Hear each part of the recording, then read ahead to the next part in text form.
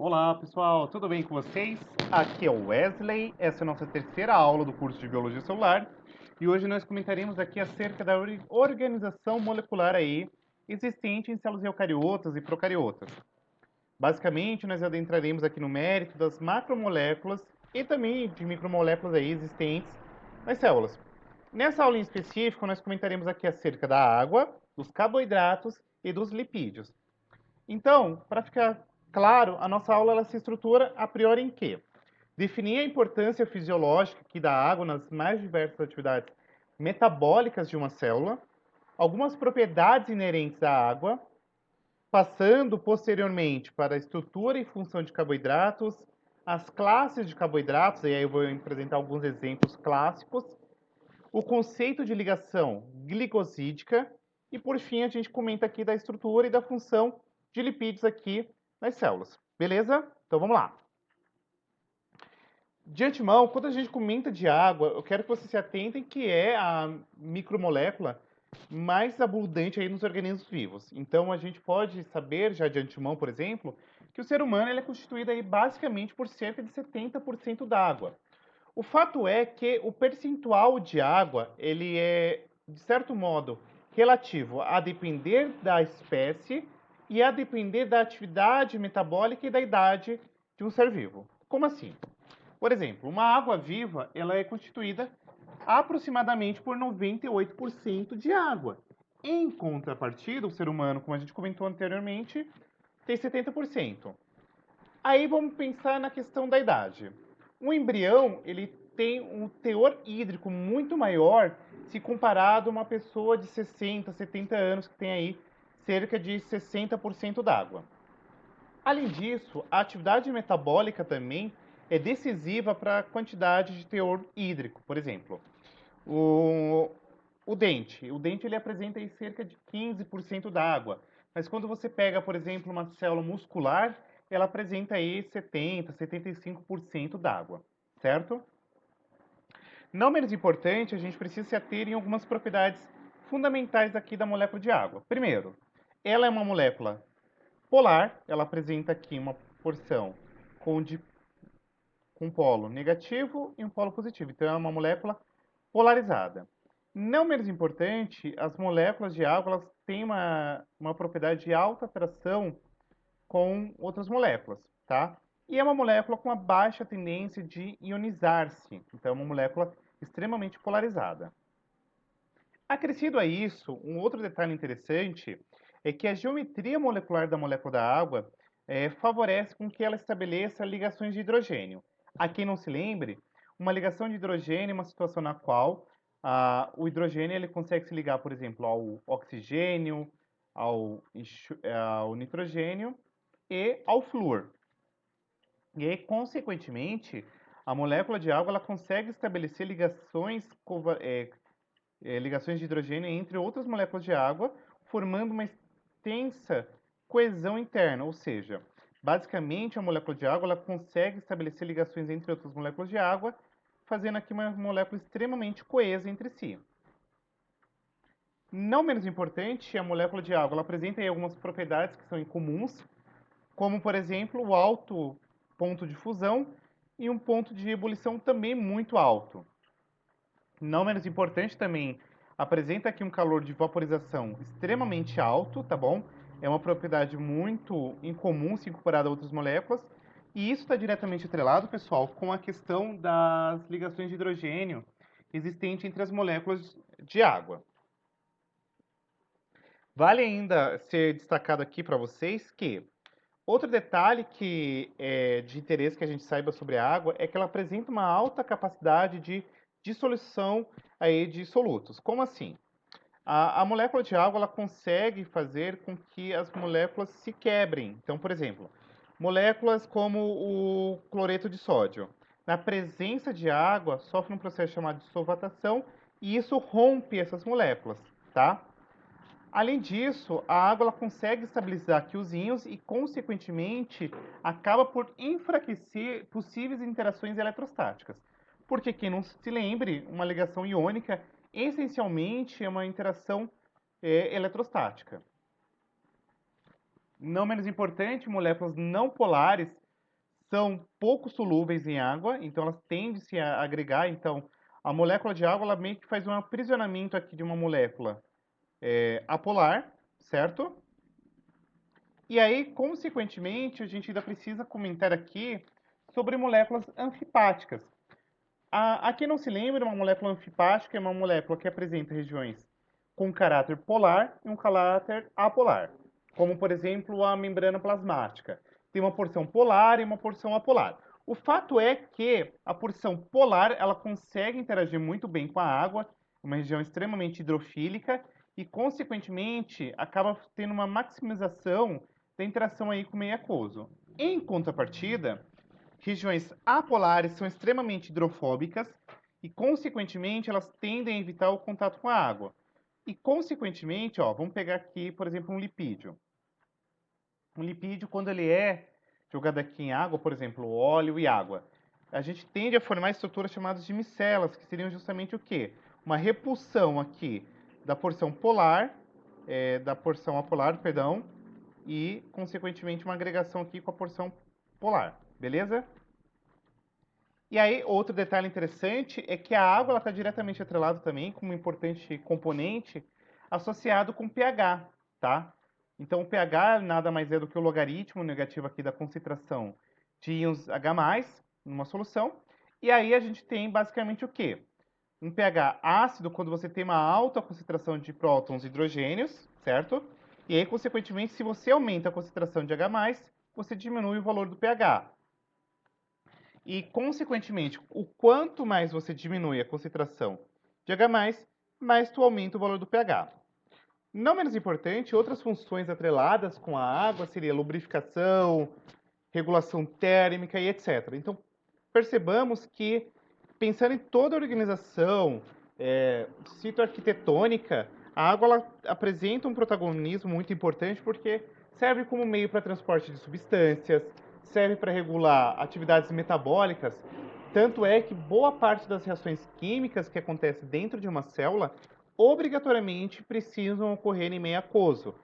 Regula a temperatura, regula dissolução iônica e etc. Beleza? E aí, o pH, como eu falei anteriormente, ele é basicamente muito importante porque ele regula a atividade enzimática de diversas enzimas. Então, o que eu quero que vocês se atentem é que, a depender do pH, uma enzima ela pode estar otimizada ou minimizada aí a sua função. Então, o organismo ele precisa consequentemente regular muito refinadamente o pH para que a função enzimática se processe adequadamente. Sobre os carboidratos, são umas biomoléculas mais abundantes, então a gente tem alguns exemplos aqui clássicos do nosso dia, como por exemplo a celulose presente no papel, a quitina que está presente aqui no exoesqueleto de artrópodes, a glicose, que quando se liga forma aqui molécula de sacarose presente, por exemplo, no açúcar de cozinha, amido, lactose, que é um açúcar presente no leite, e por aí vai. O fato é que os carboidratos eles podem ser agrupados em alguns tipos. Nós temos aqui os monossacarídeos, que são essencialmente a unidade monomérica formadora aqui de açúcares. Então, basicamente, todo e qualquer açúcar, pessoal, todo e qualquer carboidrato é constituído por uma porção menor chamada de monossacarídeo, tá? E esses monossacarídeos, eles podem ser aldoses ou cetoses, tá? São moléculas aqui solúveis em água e aí, consequentemente, eles tendem a formar sólidos cristalinos. E aqui alguns exemplos, ó, o gliceroldeído, dihidroxiacetona, glicose, frutose, ribose, a dexorribose e por aí vai. Não menos importante, a cadeia carbônica ela é não ramificada, tá bom? E ela possui entre 3 a 7 átomos de carbono. Então, consequentemente, um monossacarídeo ele pode ser classificado como, por exemplo, uma triose quando tem 3 carbonos, uma tetratose quando tem 4, pentose quando tem 5, uma hexose quando tem 6 carbonos e etc. Não menos importante sobre os monossacarídeos, eu acho que é de interesse que a gente saiba que existe dois tipos de monossacarídeos extremamente importantes. As pentoses, que aqui a gente representa classicamente pela ribose e pela desoxirribose, que são os açúcares presentes, por exemplo, no RNA, que é o caso da ribose, e a desexorribose no DNA, tá? E nós temos aqui as hexoses principais, que é a frutose, a glicose e a galactose. E aí, falando sobre esses três aqui, eu queria destacar para vocês que são estereoisômeros, tá bom? Então, são essencialmente isômeros, aí é que não se lembre, são moléculas que apresentam a mesma forma molecular, mas o arranjo tridimensional pode ser diferente, tá bom? Geralmente estão aqui na forma D, desógena. E eu quero destacar ainda que tanto pentose quanto hexoses, elas tendem a formar estruturas cíclicas, ou seja, os monossacarídeos eles sempre apresentam sobre essa forma aqui cíclica, tá? E aí o que a gente precisa saber aqui? O grupo carbonila ele forma uma ligação com oxigênio de uma hidroxila da cadeia, tá? E o grupo formado a gente chama de imiacetal ou simplesmente chamado de imicetal, tá? Então, o carbono aqui dessa carbonila, na estrutura cíclica, a gente sempre vai chamar ele de carbono anomérico, ou seja, é um carbono redutor, tá? E aí, consequentemente, ó, você tem aqui a projeção de Fischer, isso aqui é um esqueleto carbônico da glicose. A glicose, ela tende a se ciclizar, tá? E aí a gente pode ter duas formas aqui de ciclização. Nós podemos ter a forma alfa ou a forma beta. E aí, consequentemente, esses cíclicos eles podem apresentar-se de duas estruturas. O furano e o pirano. O pirano é quando você tem aqui 6 carbonos e o furano com 5. Beleza? E aí, basicamente, a ligação entre esse carbono anomérico com o grupo hidroxila aqui é através de uma ligação que a gente denomina como ligação glicosídica, tá? Que é a situação na qual você tem aqui o grupo hidroxila se ligando ao carbono anomérico do outro. Então, ó, você tem aqui esse álcool, que é uma hidroxila, se ligando aqui a esse carbono anomérico, beleza? É uma hidrólise, ou seja, é uma condensação, perdão, é uma situação na qual você, quando se liga um açúcar ao outro, você tem a perda da molécula de água. E para que você rompa essa ligação, pessoal, você precisa obrigatoriamente acrescentar água aqui no meio reacional, de maneira a propiciar uma hidrólise. Ó. Hidro, água, lise, quebra. Então, é uma quebra na presença de água. Então, vamos lá. Resumindo, porque eu acho que ficou um pouquinho confuso aqui para vocês. Na hora que eu estabeleço uma ligação glicosídica, eu tenho uma condensação, ou seja, eu uno as duas moléculas com o desprendimento de uma molécula d'água. Em contrapartida, na hora a qual eu quero, por exemplo, fazer a quebra dessa molécula de maltose aqui, eu preciso promover uma hidrólise, ou seja, eu preciso acrescentar água aqui no meu meio, de maneira com que eu tenha um rompimento dessa ligação glicosídica. As ligações aí glicosídicas, elas são classificadas a depender aqui dos carbonos que estão participando aqui da ligação. Então, você pode ter aqui uma ligação 1/4 beta, 1,2 beta, 1,4 alfa e por aí vai. A depender do carbono envolvido aqui na ligação, você tem um tipo de classificação, beleza? Mas eu não vou entrar muito nesse mérito aqui, porque nesse momento não é importante para a nossa análise aqui dentro do contexto celular. Mas quem queira se aprofundar, dá uma olhadinha na playlist de bioquímica, eu vou deixar aqui no card, e aí vocês dão uma aprofundada nesses conceitos, beleza? Um disacarídeo, essencialmente, o que que é? É a união entre dois monossacarídeos, tá? E a origem desses disacarídeos são, de certo modo, codificados. Então, depende, basicamente, do monossacarídeo de origem e do tipo de ligação glicosídica aí existente. Os exemplos mais clássicos que vocês vão encontrar são a lactose e a sacarose aí no contexto geral, beleza? Os polissacarídeos são basicamente moléculas aqui formadas pela união de vários monossacarídeos. E aí, a maioria dos carboidratos aí da natureza são encontrados sob a forma de polissacarídeos. E eles podem ser diferentes em alguns aspectos. A saber-se, o tipo de monossacarídeo, se é homo ou heteropolissacarídeos. A gente já vai entender daqui a pouco que é um homopolissacarídeo ou um heteropolissacarídeo.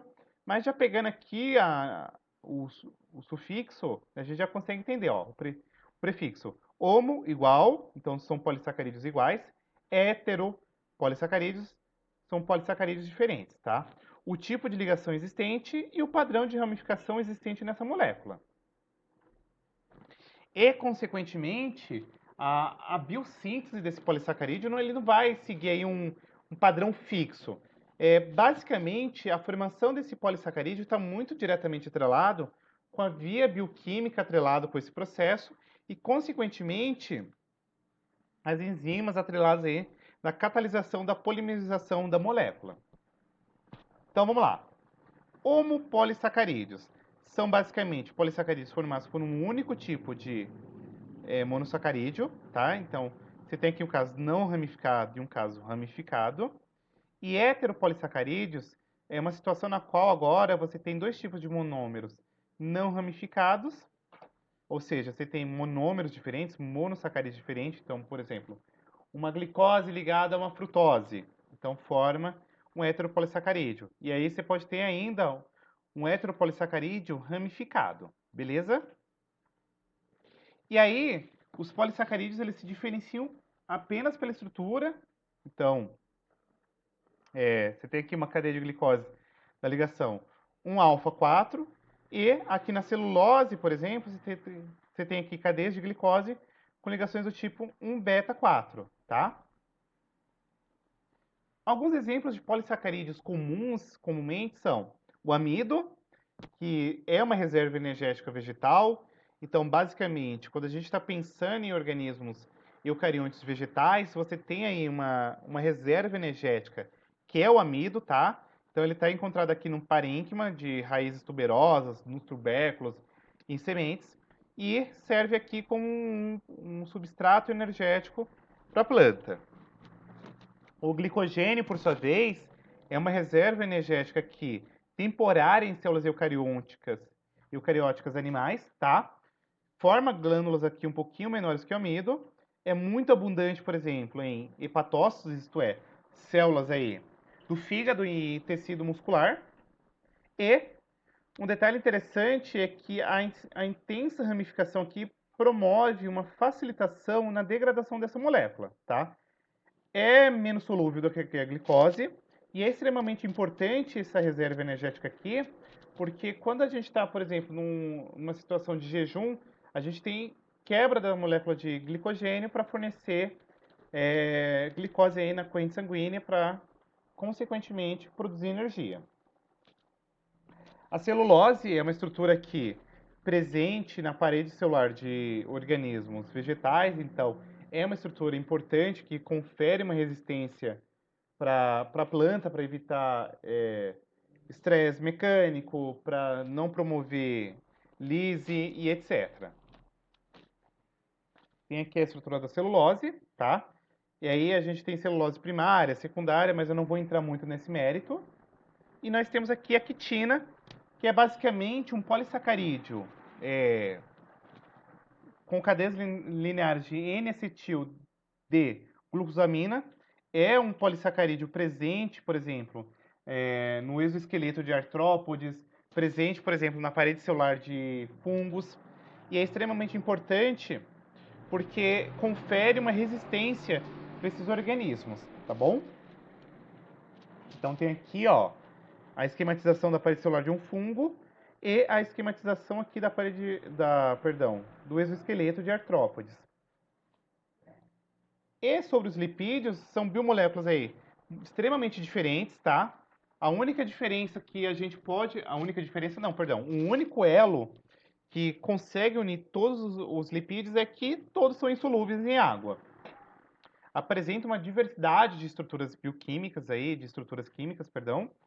E aí os lipídios, eles essencialmente podem estar aqui classificados em alguns tipos. Ó, nós temos os triglicerídeos, esteroides, eicosanoides, temos aí as vitaminas A, D, E e K, que são lipovitaminas. Nós temos aqui os esteroides, e por aí vai. Além disso, eles apresentam uma gama muito grande de funções aí.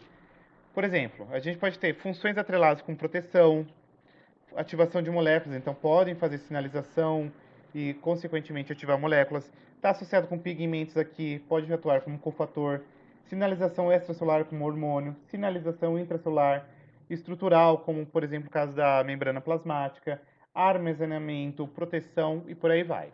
Então vamos lá. Os lipídios de armazenamento aqui, eles são representados essencialmente pelos óleos e gorduras, tá? E aí o que acontece? O que seria essa estrutura? É basicamente um hidrocarboneto cuja a oxidação é extremamente exônica, tá? Libera muita energia. São utilizados quase que universalmente aí como estoque de energias.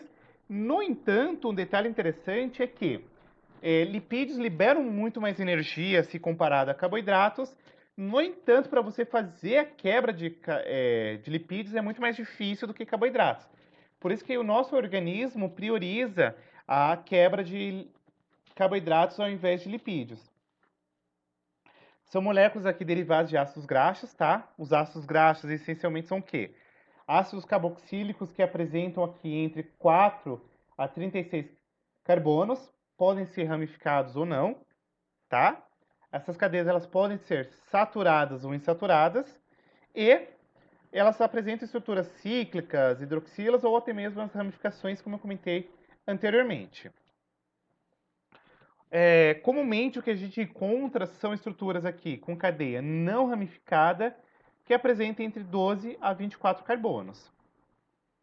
Além disso, é importante que a gente entenda que a propriedade do ácido graxo está diretamente atrelado com duas coisas. Primeiro, o comprimento da cadeia e o grau de saturação. Cadeias saturadas, elas têm uma tendência de formar arranjos mais compactos, ou seja, ser mais compacta mesmo, então forma quase que um arranjo quase cristalino. E cadeias longas, elas tendem a formar mais interações do tipo Van der Waals, tá?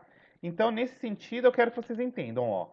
O quão mais longa a cadeia for, mais insolúvel vai ser na água e, consequentemente, maior vai ser o ponto de fusão. E aí, em contrapartida, o quanto menor for o grau de insaturações, mais insolúvel ela vai ser e maior vai ser o ponto de fusão. E aí, a recíproca para quanto menor for a cadeia e quanto maior for a insaturação é que vai ser menos insolúvel e menor ponto de fusão, tá? E aqui está o grau de compactação aqui dos ácidos graxos. Aqui tem algumas estruturas, ó, por exemplo, ácido deconoico, tetradenóico, hexadeconoico e por aí vai, tá? Sobre os triglicerídeos, quem são eles? São lipídios extremamente simples, tá? Eles são formados aqui essencialmente através da união de uma molécula de glicerol com 3 moléculas de ácidos graxos através de ligações éster. E na maioria dos casos aí os ácidos graxos são diferentes. Então você tem alguns casos aqui de ácidos graxos diferentes, então a gente fala que são mistos, tá? São moléculas essencialmente atreladas aqui com armazenamento de energia. E no citoplasma aqui de células, pessoal, o que é importante que a gente se atente? Elas funcionam meio que como depósito de combustíveis, e aí a gente encontra isso aqui muito presente em adipócitos e, consequentemente, sementes. Adipócitos, aqui não sabe, são células de gordura, que armazenam gordura, tá? Então, onde que a gente pode utilizar isso aqui e encontrar? Gordura suína e bovina, gordura vegetal hidrogenada, óleo de soja, semente, milho, perdão, girassol, no azeite, por aí vai. Nós temos lipídios associados com proteção, que é o caso das ceras aqui. Então, são essencialmente derivados de ácidos graxos aqui longos e álcools aqui de cadeia longa, tá? Apresenta entre 16 a 30 carbonos. E aí, olha que legal. O tamanho da molécula ela vai determinar basicamente o seu ponto de fusão extremamente alto, tá? Entre 60 a 100 graus. Desempenha várias funções aqui atrelado com proteção. Então a gente encontra aqui, ó, cera de abelhas, cera na pena de aves, cera da cutícula, o cerúmen, por exemplo, no pavilhão auditivo. Nós temos aqui lipídios de membrana, são moléculas anfipáticas, isto é, apresentam uma porção polar e uma porção apolar, tá? E, consequentemente, essa característica de ser uma molécula anfipática determina aqui a estrutura das membranas biológicas que a gente vai comentar mais adiante, que é uma estrutura que apresenta uma permeabilidade semi. Então, ela é semipermeável. Então, ela determina uma permeabilidade extremamente seletiva. forma uma bicamada na qual as moléculas hidrofílicas se voltam para o meio aquoso e as hidrofóbicas aqui para o meio mais interno, tá? Os glicerofosfolipídios, por exemplo, são basicamente formados aqui através da ligação de um glicerol com dois ácidos graxos e um grupamento extremamente polar, como por exemplo o fosfato, e, consequentemente, a ligação entre o glicerol e esses ácidos graxos aqui através de ligações éster, e esses ácidos graxos aqui, eles variam aí dentro da célula, do tecido ou até mesmo do organismo, tá bom? O terceiro carbono aqui presente na molécula do glicerol, ele se liga a um grupo polar através de uma ligação que a gente denomina como fosfodiéster, tá? E geralmente esse grupo aqui acaba sendo um outro álcool, tá? Nós temos aqui lipídios sinalizadores, então tem uma função de levar um sinal de um tecido para o outro, ou até mesmo intracelularmente, dentro da própria célula. E aí são moléculas extremamente específicas, pessoal. Então, ó, a gente precisa de poucas quantidades, a produção dessas moléculas é fortemente regulada, não pode produzir a torto e direito, tem que ser extremamente refinado esse processo. E aí nós temos três tipos de lipídios sinalizadores. Nós temos os fosfatidesteróis, os eucosanoides e os esteroides. Essa primeira classe aqui tem uma cabeça, uma molécula de inositol, tá? Ele é um poliálcool aqui cíclico presente com 6 carbonos. É uma molécula extremamente envolvida com regulação metabólica e atua aí como sinalizador intracelular frente a um estímulo extracelular. Ou seja, o que significa isso aqui? Você recebe uma sinalização de fora da célula e aí essa molécula de fosfadiilinositotóis, ele regula agora uma cascata de várias reações intracelulares. Os esteroides são moléculas aqui derivadas de esteróis e, basicamente, o que eu quero que vocês entendam é que os esteroides constituem importantes hormônios animais, como, por exemplo, hormônios sexuais masculinos e femininos, hormônios corticais, está envolvido com processos inflamatórios, tá? Aqui alguns exemplos de esteroides, ó, testosterona, estradiol, cortisol, prednisona, prednisolona, aldosterona. E nós temos aqui, por fim, uma classe de várias vitaminas lipossolúveis, ou seja, são vitaminas aqui essenciais não produzidas pelo organismo, e as lipossolúveis aqui mais clássicas é a A, D, E e a K, beleza? E era isso, gente. Desculpa se estendi, se eu falei muito rápido, mas é que era muito conteúdo e eu tentei só simplificar aqui para facilitar a vida de vocês, tá bom? Como referência básica, eu usei aqui o Fundamentos da Biologia Celular, do Alberts, tá? O capítulo 2. Belezinha? Um beijão e até a nossa próxima aula, na qual nós comentaremos de proteínas e ácidos nucleicos. Beijão, fui!